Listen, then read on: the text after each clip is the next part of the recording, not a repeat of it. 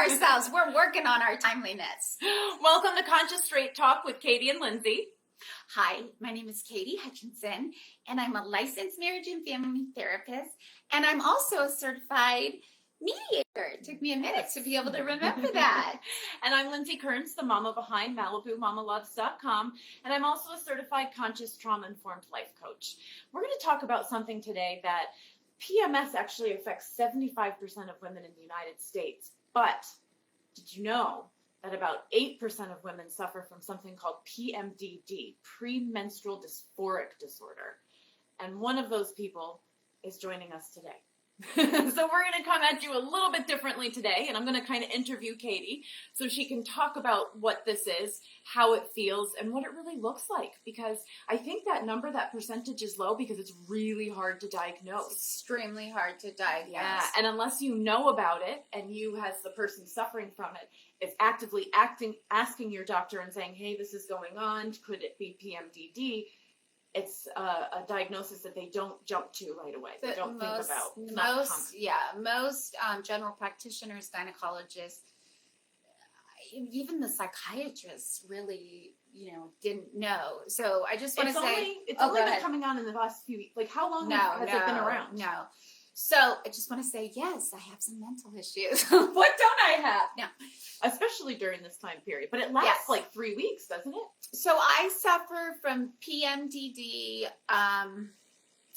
Well, it went from like 17 days a month to like maybe 12 days a month once I got the right cocktail of medication. And that's the only thing, and exercise, that really, really seems to work for me. I did go vegan, and I felt like that gave me 5%.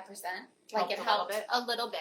Yeah. But this occurred probably, and I didn't even realize it was occurring, probably around 27 or 28. All of a sudden, I just started getting so depressed before my period. Just like 4 days, 3 to 5 days. I don't even know. Which I think is more PMS. That's normal. Right? That's PMS. Yeah. And I would get so tired that I would have to go to bed, and not like my nap bed. Like I like to nap. Not like my normal naps. But I had to go to bed.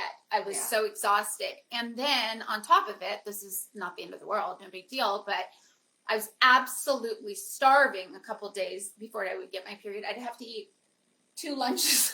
I have to eat 2 lunches. Sure. So this was 27, 28, and then it got worse, like 29, 30, and then I was perfect when I was pregnant, happy as a clam. Yep. And then I wasn't pregnant anymore, and it came back with the vengeance. So it got worse after the babies. Yes, but it wasn't, what's it called? The PMS?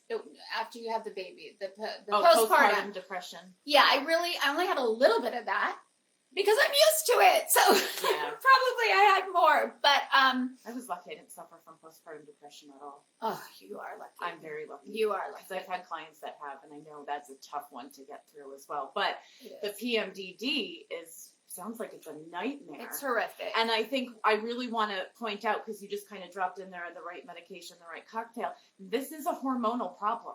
So this is a chemical reaction within your body that it can be balanced once you discover which hormones, which hormones it is. Well, I tried every hormone. I tried everything. I tried hormone therapy. That didn't work for me, but it could work for some. I went to about 20 different doctors. I even went to one, I won't mention names, in Beverly Hills, that left me, actually there were 2, that left me crying. I literally left the office crying, and here I thought I was going to one of the best gynecologists, and basically he said to me, you have a lot of problems. I was like, no, what? This is not helpful. Because you're already feeling from PMDD. I know you can have suicidal feelings. You have a lot of depression, a lot of anxiety. So you're already probably a little confused by that too. And then someone else, a doctor that's well-renowned, is saying, oh no, you just have problems. Right. You're like, probably wanted to rip your hair out. It made me feel horrible. And I had a psychiatrist that did the same. And so, and a lot of like, not believing me, because also so many other things occur when this happens. I have extreme blood sugar attacks, like on the floor, like food poisoning meets the stomach flu. Yeah. So I finally diagnosed myself, and then I got the best psychiatrist that I've had. with a lot of therapy. And it's just a matter of, I'm the type that I don't get mean, well, once in a while, but I don't really get mean. I just go to bed because I know I just can't function for a couple of days. And yesterday was one of those days when I was saying, it's okay to not be okay, Katie. It's okay to not be okay. It's okay to watch Netflix all day. Now, how long did it take you before you really determined, like, okay, this has to be PMDD. This is way more than PMS. How long was that time period? Well, I found something called the Gia Alaman site, and she was on a reality show, and I think she was Jim Carrey's girlfriend for a little bit, and she ended up committing suicide, and she had PMDD. Okay. And this is, they started a website. I don't know if it's still up or it's changed, but this was the first website that I found, and I was like, I'm not crazy. I mean, I knew that there was a problem 10, 15 years ago, a major problem. Did I really I pretty much kind of knew what it was, but nobody was believing me. But only in the last 5 years since I've had this amazing psychiatrist, have I really embraced it. It's not that I didn't embrace it. It's that now I can say, yes, the doctor agrees with me too. And you know what I mean? It. Mm-hmm. Yeah. That's a long time period, and I love that story because that's part of why we created this show, right? Mm-hmm. You heard from somebody else, oh, this was happening to them.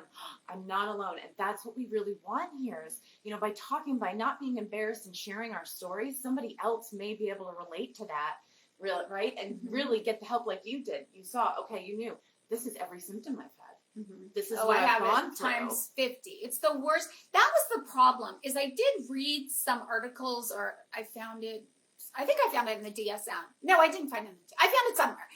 But it was pretty much mild, moderate. And then I found mine. And mine was severe, severe. And the other thing I want to say is, I can't remember the percentage, but I want to say it's really, really high. 80 or 90% of women, when they commit suicide, it's right before they get their period. Yeah. So it is, it's super important to be able to talk about, because that woman that's committing suicide isn't talking about it. She doesn't have any support around her saying, hey, you may be experiencing those feelings, but hold on, you don't, this is a chemical imbalance. It's not really real. You're okay. Mm-hmm. We can try to balance that out so you're not feeling this way anymore. Right. And you're going to be better in a few days. Right. Yes, it's going to hit again. But because it must feel you can speak to this. It must feel so real in the moment. The world is ending. And you don't think there's going to be a tomorrow. No, you don't. And yesterday, I'm going to be totally honest. I spent the day crying and watching Netflix, and I did pull myself together because I had my kids. But even I will totally talk about this, and I'm always trying to raise awareness around this because so many people don't know and don't talk about it. I'm sorry, especially you male doctors.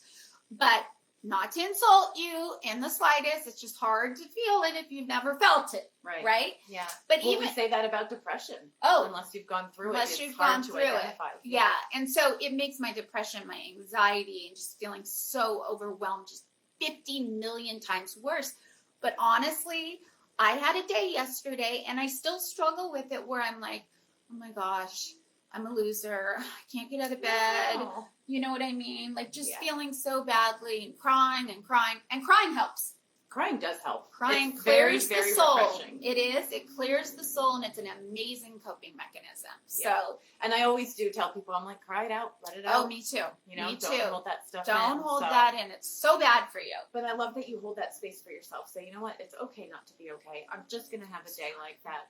We all need to be more okay with that. I know. You know what I mean? Because it does get overwhelming. Life comes at you fast and hard. It does. And then when you add on top of that hormone imbalances and chaos, it can combust. Yes. Plus the genetic piece. So if you guys are suffering from this, share your stories. Reach out. Please, let's all reach talk. out. Because I think you're not alone. No, because I think there's so many more women that have this, and they don't even know that they have this. Well, that's why it's such a low percentage. 8%. It's got to be more than it's higher. It's got to be higher. But anyways, reach out. Ask questions. I can help you. I have it. You know what I mean? We all go through it. There's no there's actually no sense in not talking about it, right? No. Like we need It makes it worse. to talk about it. So give this video a like, you guys. Yes. And we will see you right back here on Friday Yay. for another episode, all right? Yes. Happy hump day. Bye.